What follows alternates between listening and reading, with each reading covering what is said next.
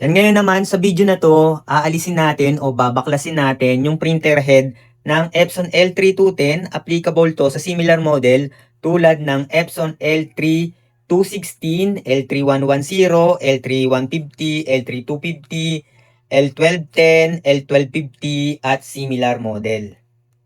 Yan.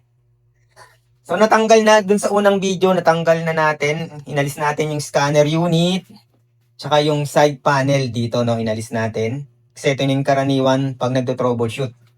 Ito, madalang tong baklasin, no.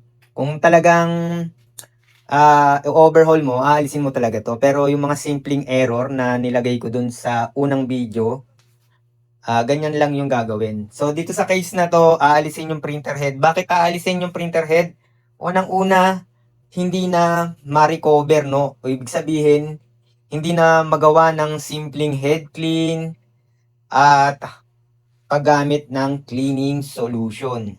Yan. Ito yung ginagamit kong cleaning solution. Ito mga subscriber ko, mga ka-painting viewer, ingat din kayo sa paggamit ng cleaning solution kasi possible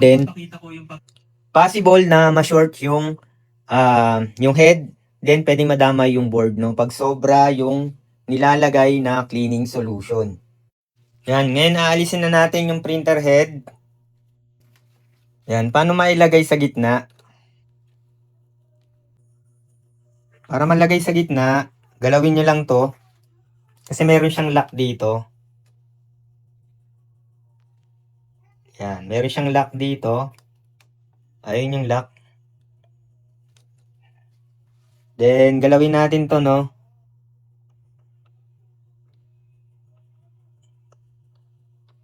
Yan. Kung makikita nyo doon, ayan, no? Ma-unlock na, pwede na tong ilagay sa gitna.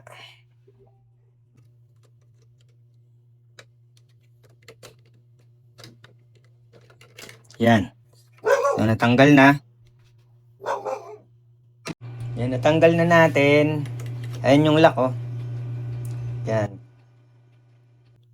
Then, ito madali na to. May tatlong tornilyo dyan.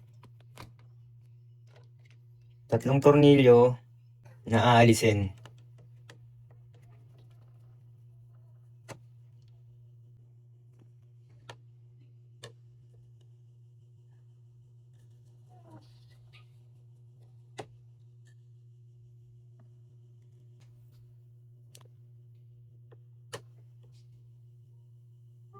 Ito na yung last.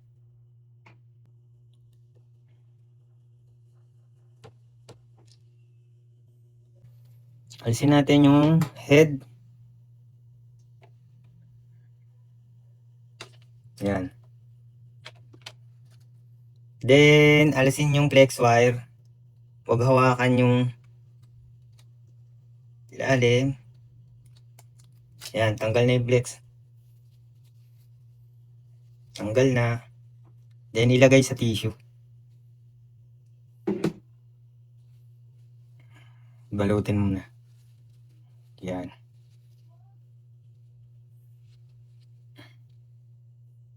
Yan. So, tanggal na yung printer head. So, ito na itsura ng printer, no?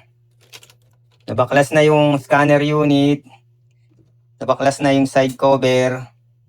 Wala na rin yung printer head. I-visit nyo po yung store tab, no, yung affiliate store tab ng Bentech dito sa channel na to. Kung bibili kayo ng printer, computer, consumables, at iba pang tech gadget, meron pong YouTube exclusive voucher. So, ibig sabihin po may discount. Halimbawa po yung printer, meron pong 1,800 na less or minsan mas mataas pa depende sa ibibigay na voucher. Then, recommended ko sa cellphone nyo i-view. Then, mareredirect kayo sa Shopee app. Hanapin nyo na lang kung magkano yung voucher na maliles. I could use some motivation, but I know how I feel.